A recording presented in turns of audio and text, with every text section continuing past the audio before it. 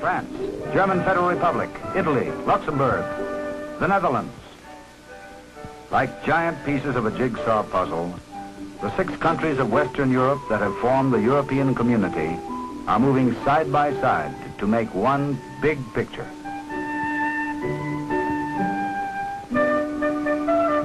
Frontiers are melting, and eventually there will be none at all.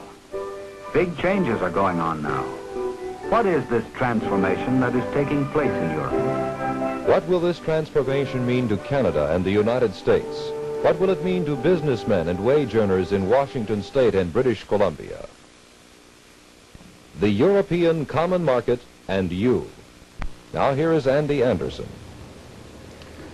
Joseph C. Harsh has been a European correspondent for the Christian Science Monitor for over 30 years. He has been watching the development of the European Common Market, or more properly called the European Economic Community, since it first stirred in the imaginations of Jean Monnet and Paul-Henri Spaak. In Seattle recently, Mr. Harsh called the emergence of the European Common Market the single most important world event in his lifetime. The world wars, the atom bomb, and the race for space notwithstanding. In it, he saw great promise for a Europe, strong both economically and politically. A Europe that could shoulder some of the burdens of the free world which have been resting heavily on the United States. Newscasts filled with talk of Berlin and disarmament are neglecting the big story, in his judgment. Tonight, Channel 12 spotlights the common market in an attempt to learn what it is and what it means to you and to me. The problems of Canada created by the current common market situation are twofold. If Britain enters the common market, as it appears at this time that she will, Canada will not only face the newly created external barriers of the European countries as the United States will, but she also will lose the preferential treatment in trading with Great Britain that has normally been afforded the Commonwealth countries. A good many Canadians have asked the question we recently put to Mr. W.K. Ward, the British Trade Commissioner in Vancouver. Why is Great Britain joining the European Economic Community? Well, I think the short answer to that, Al, is that we've come to the conclusion that this is the best thing we can do in our own interest and in Europe's interest and generally in the interest of the world. We think that an enlarged, as large a community of European nations working together economically is going to lead to a stronger Europe. And we think that in these days when we've got to have regard to the communist empire on our flanks and our responsibilities in the world, that a strong Europe is a good thing. From the standpoint of Britain particularly, of course, it would be extremely difficult for us to view with comfort a market of this size, of 180 millions, the fastest growing market in the world, and ourselves detached from it. To comment on this and discuss the importance of the EEC to Canada and the United States, here is Dr. James Robb. The economic expansion of the European Common Market has been much more rapid than Britain's. With the expansion of business, unemployment in all the Common Market countries has been substantially reduced. The foreign trade of the European Common Market countries has been increasing more rapidly each year since the formation of the Common Market. In fact, Britain's exports to the Common Market increased about 20% last year. The rate of growth of trade between Common Market countries has doubled since the formation of the Common Market. The European Common Market has an ever-increasing need for a wide range of consumer and industrial products. However, joining the European Common Market does create a number of significant problems for Britain. One of the principal problems it creates is the future of the Commonwealth. Mr. Ward makes these observations about the Commonwealth. Would it be fair to say that by Great Britain joining the European Economic Community, it's deserting its children, deserting the Commonwealth? Oh, not at all. I think quite the contrary. You talk of Britain joining the economic community, but of course the situation is that Britain has applied to join and has applied for the opening of negotiations on the conditions of joining. And one of our major considerations here, a great worry to us, is how we can reconcile to the best mutual advantage the best interests of the Commonwealth, of Britain and of Europe. And again, it must be true that looked at generally, a strong Britain is a good thing for the Commonwealth, and a weak Britain is a bad thing for the Commonwealth. Commonwealth should benefit from the increased strength which we hope Britain will acquire by joining in this European organization.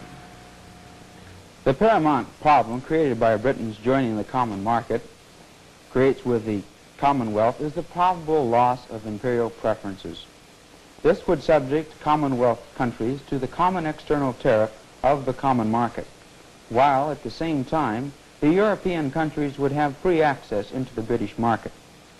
Britain has over the years reduced the amount of preference that Commonwealth countries enjoy over non-Commonwealth countries. Today, only about half of Britain's imports from Commonwealth countries enjoy tariff preferences. Furthermore, the amount of preference for specific items has been reduced over the years. On the other side of the coin, less than half of Britain's exports to Commonwealth countries enjoy preferred treatment. Even Canada has reduced the amount of preferential treatment for British exports throughout the years. The gains to the Commonwealth far exceed the short-term losses, in my opinion. First, joining the common market will put new life into Britain. It will make her prosper and grow. A healthy Britain is a better market to the Commonwealth trade than an economically stagnant Britain. Second, Britain as a member of the common market will represent the Commonwealth within the common market. Third, Britain's negotiations with the common market will bring many trade preferences for the Commonwealth countries that they would not be able to achieve by themselves. Later, Mr. Ward was asked about his impressions on Canadian business opinion in the common market. Is it correct to assume that British business in general, unlike, or let me correct that, Canadian business in general, unlike the Canadian government, is favorably disposed to Britain's bid to the EC? Well, I think that's really a question for Canadian business itself to answer. And I think that as far as the West is concerned, with which I'm more familiar, some of the leading industries have already answered it. The lumber industry, for example, I believe the fishing industry, have come out loud and clear and said that they think that an association of Britain with the common market would be a good thing from their point of view, because they too are taking the view that a stronger Britain, a better, a more prosperous Britain, means better business opportunities for them. As far as the East is concerned, as I say, I'm not at all so clear, but I can see that the problem there is more complex because of the greater interest of the East in the shipment of manufactured goods. And there a great deal will depend partly on the tariff situation that emerges, the situation with the common tariff, and partly also, of course, on the nature of the goods and the competitiveness of the goods that the East of Canada produces in the European market. Canadian business looks at the European common market with mixed reactions. Those industries involved in manufacturing look at the European common market somewhat apprehensively. On the other hand, the natural resource industries see new markets created by the vast economic expansion of the common market. Since the British Columbian economy is based primarily upon natural resources, the outlook for BC products is generally excellent. When considering manufactured goods, the impact of the European common market on Canadian business is somewhat clouded. The external tariff of the common market will undoubtedly hurt some Canadian manufacturers, but it will have little or no effect on others. One thing is certain. The European common market offers unparalleled opportunities to Canadian manufacturers who can tailor their goods for the European market. The Canadian agricultural industry, however, is not generally favored by the European common market. Although the European common market seeks to expand trade in manufactured goods and in raw materials, it seeks to protect home markets for the farmers of the European common market. Canadian wheat is seriously affected. However, with this commodity, there is a note of optimism. Canadian wheat is the type demanded by European millers. Although the European common market may cause some short-run hardships for some Canadian businesses, on the whole I feel the European common market will have a stimulating effect on the Canadian economy. Of all Canada's provinces, British Columbia has more to gain from the expansion of the European common market than any other. Mr. Ward was asked his opinion on the future direction of Canadian foreign trade. Will Britain's entry into the EEC lead Canada to closer economic ties with the United States? Well, that really is a question, I think, for the Canadian government, and I do think that the Canadian government itself would find it impossible to answer at this stage, because, as I've said earlier, Britain is at the stage of negotiating with the common market countries, the European community countries, as I prefer to call them, and we don't know any more than Canada knows at this stage what the outcome of these negotiations will be. One idea which has been advanced by some people for greater U.S.-Canadian trade is the establishment of a free trade area between Whatcom County and the Vancouver area. Reg Rose, the general manager of the Vancouver Board of Trade, comments on this proposal. Mr. Rose, what is your attitude toward free trade between Canada and the United States? Well, any development that will help in the advancement of trade, whether it be international or multilateral trade, is to the good. We in British Columbia believe in reciprocal trade because we export so greatly so many of our commodities, and we recognize that there must be a buy as well as sell relationship when we're talking about international trade. An idea has been suggested that a free trade area be set up along the U.S.-Canadian border, possibly Whatcom County and a corresponding area in British Columbia, which would allow total free trade between the two countries, but only within this area. And the idea would be to use this as an experiment, a guinea pig, if you will, to eliminate, toward eventual elimination of all trade barriers between the United States and Canada. What do you think of that idea? Well, I think it would be administratively difficult, if not federally, from the point of view of the federal government, impossible, certainly at this point impractical, because obviously we must deal with the country as a whole. What would happen about the final destination of the goods coming in, allegedly to British Columbia, but being fanned out across the country, or alternatively, goods going into Washington, which could be fanned out through the country. There's no control over this because your laws, as I understand them, as in Canada, prohibit the setting up of tariff barriers between states on your part or provinces on our part, and the final destination couldn't be controlled. Therefore, I think the administrative problem alone would have a bearing in this matter. In other words, what would happen is everybody would funnel all of their goods through this one little open door in the trade barrier. Well, they might not, but they could, unless there were certain restrictions, which at the moment I can't see being put into effect in Canada. Also asked to comment on this proposal was Robert Rose, the Washington State Director of the Department of Commerce and Economic Development. Well, it would appear to me that the most reasonable approach would be to gear this to a reasonably long-range program, perhaps directed towards a gradual lowering of tariffs, perhaps incorporating a lowering or elimination of tariff on individual commodity items. Whichever way it goes, I think that this is something that we don't do overnight. I think that it should be geared to a reasonable period of time in order to allow us to make the necessary adjustments. And probably not then restricted to individual geographical areas along the border. Well, again, it would seem to me at least that any attempt to do this on a segmented border type of approach would be highly impractical. Consider for a moment the reduction of trade barriers between the United States and Canada. Any program of trade liberalization and tariff reduction must be carefully planned and executed. Both governments must work together in order to reduce the shock of lifting trade barriers on domestic industries. Trade is a two-way street. It involves a give and take. No nation can receive all favorable concessions and give up nothing. A nation's government must first be concerned with its economy as a whole, and secondly, with the problems faced by specific domestic industries from foreign competition. Robert Rose was asked to comment upon the effect of the European Common Market on Washington State. What do you think the long-term effects will be for the European Common Market on the economy of Washington State? Ultimately, and over the long haul, nothing but good.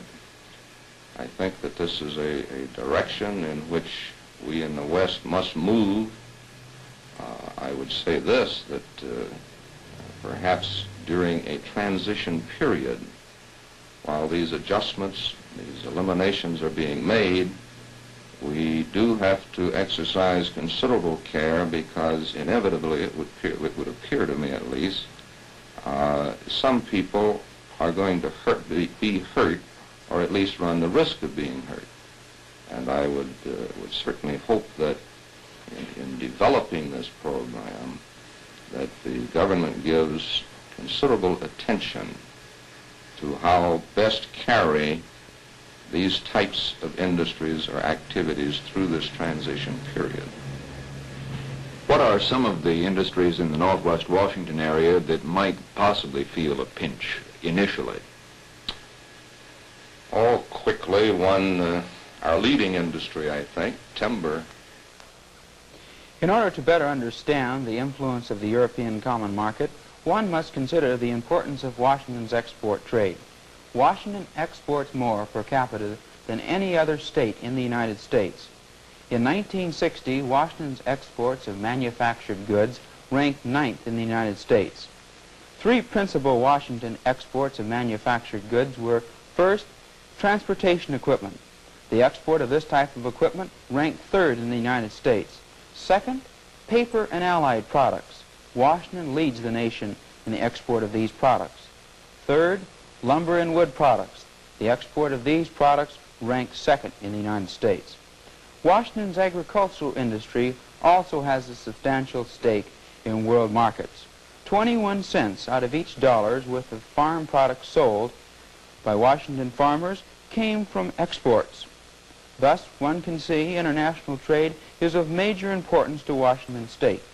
The countries of the European Common Market are some of the principal customers for Washington exports. The opportunities created by the European Common Market are highly favorable to Washington State business. Some further meaning of the European Common Market and its effect on one of Washington's export industries is provided by Mr. Lawson Turcott, President of Puget Sound Pulp and Timber Company. The European Common Market now consists of 6 countries: Belgium, France, Italy, West Germany, the Netherlands, and one other, Luxembourg.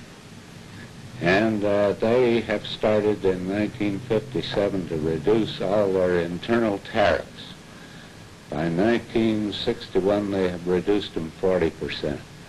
By 1967, they will have eliminated all tariffs, which will put them in the same shape as the various states of the United States. Now, the problem here is that the common market does not affect too much the pulp and paper industry because they're not producers. But if the Scandinavian countries, Sweden and Norway, and Great Britain for that matter, enter the common market, this will change that picture somewhat, won't it? That will change the situation entirely, because if we have the Scandinavian countries such as Sweden and Norway, I don't think Finland will join. And Sweden and Norway get into the common market, then they will join the tariff-free group.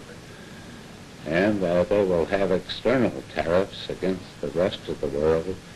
And with the large production of Sweden and Norway in pulp and paper, it's possible that it could harm our exports greatly. This is prepared by the American Paper and Pulp Association and shows the very complicated thing that this common market is, and what they are going to suggest at the hearings for the, in other words, give advice to the people who are going to make these deals on pulp, paper, and paperboard. This is the copy of the policy statement to which Mr. Turcott referred. It's typical of the interest shown by both businesses, trade associations in world trade. Mr. Turcotte comments further on the European Common Market. Turning to the picture economically for the nation as a whole, you're a member of the board of directors of the National Association of Manufacturers. What is the attitude of American business generally toward the European Common Market? Well, I would say in the National Association of Manufacturers there are many divergent views depending which industry the members belongs to. But on the whole, they are watching it, they are studying it. They will probably make representations at the hearings, and it's a very complicated question for one association to represent the whole United States in a very controversial subject of this kind. They're taking a wait-and-see attitude. Wait-and-see attitude. But they will be participating in the upcoming Senate and congressional I'm hearings sure they will. On the President's recommendations. Yes. I see. Thank you very much. In general, U.S. business has favored the creation of the European Common Market, but this feeling has not been unanimous. One factor which indicates the optimism of U.S. business in the future success of the European Common Market is the tremendous increase in U.S. business investment in this area. In the last 5 years, the investment of U.S. business in manufacturing facilities in Western Europe has doubled. Another factor which shows the importance of the European Common Market is the growth of U.S. exports to this area. From 1953 to 1960, U.S. exports to all countries increased by 60%, whereas U.S. exports to the European Common Market countries increased by 130%. As a comparison, during the same period, U.S. exports to Canada increased by only 2%.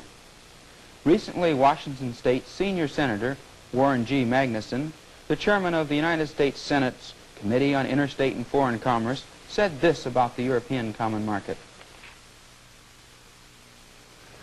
One of the major problems before this Congress, of course, is the whole matter of world trade. This has been greatly affected in our future in the trade of the world by the formation of the common market in Europe. Common markets composed of nations that trade among themselves a great deal like without tariffs or without discriminations, a great deal like we trade between states. This poses a great problem for these United States because we have been historically traders unilaterally with a given country and a given commodity and a given product.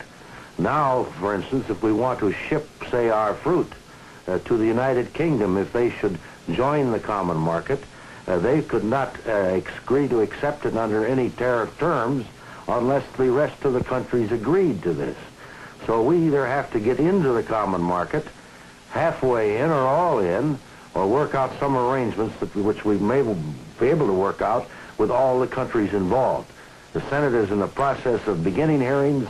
The administration has sent up a bill, and it's going to really pose a great deal of discussion, controversy, but I think we'll probably come up with a good trade program giving the President much more authority to be flexible in decisions, quick, make them quick, and raise and lower tariffs to contend with this problem in the world. In the last few weeks, the United States announced that it had successfully concluded a trade agreement with the European Common Market, which lowered mutually the tariff rates in about 1,500 items. These negotiations were the first negotiations by any country with the European Common Market. The results demonstrate the willingness of the Common Market to liberalize terms of trade with outside nations.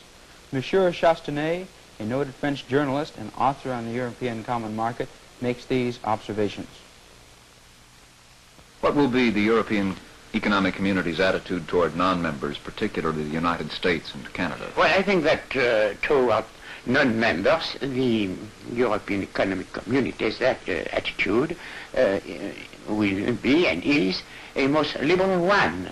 The common external tariff, that is the custom duties applied to goods coming from outside, is already low.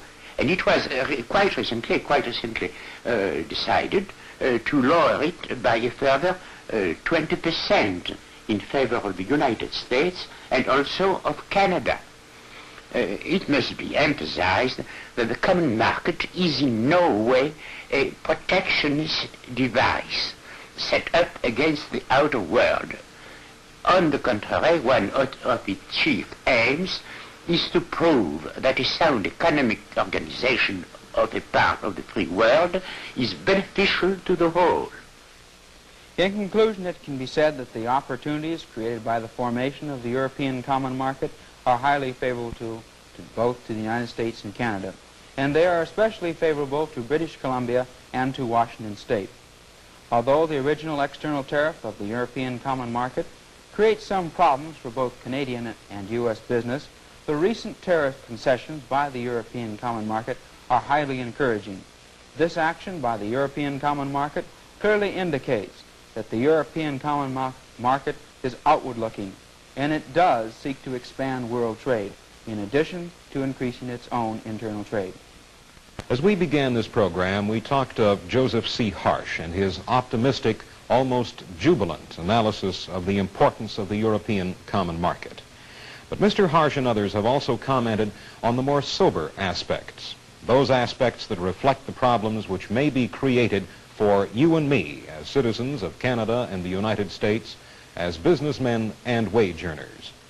It has been said that it is dangerous to look upon the European Common Market as essentially a strong political tool of the free world in its conflict with the Iron Curtain countries, that the European Common Market is more pro-Europe than it is anti-communist, that we cannot predict with exactness what its stand will be in the Cold War. But I think we can predict its general attitude.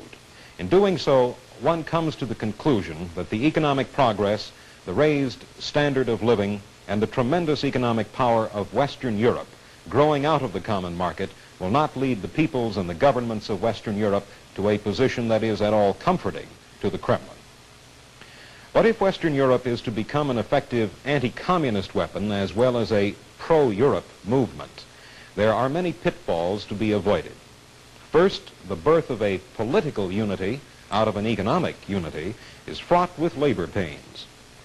If this development were to become too divisive, it could endanger rather than strengthen economic common security.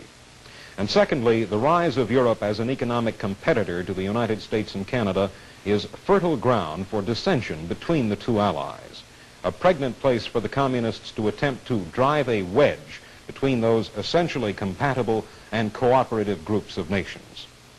Some believe that Russia's new ambassador to Washington, Anatoly Dobrynin, has as one of his jobs the subtle promulgation of the idea that the Soviet Union and the United States have a common need to protect themselves from the effects of Europe's new economic union.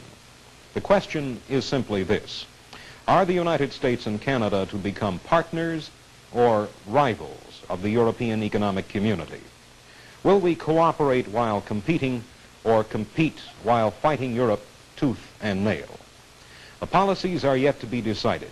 Before Canada can develop a firm policy, it must know what advantages and disadvantages will accrue to it after Britain's negotiations with the ECM are completed. In the United States, President Kennedy, the Congress, and members of the business community are at work right now developing points of view, recommendations, policies, and alternative roads to solution of the problem. When sifted and surveyed, these will be molded into a definitive U.S. policy. It would appear that whatever policy our countries adopt, there will be some short-range pain, problems which will in the next 5 years cause cries of anguish from certain quarters. What the long-range future holds for Canada and the United States generally, and what the next 10 years holds for Washington State and British Columbia, will be determined, we believe, by whether we choose to be partners or rivals of the common market. Europe is certainly on the move. Nothing we can do will stop it. But upon how we react to it will depend the final outcome of the European Common Market and you.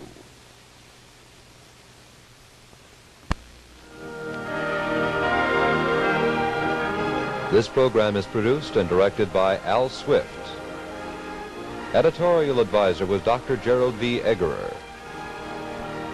Your narrator was Andy Anderson.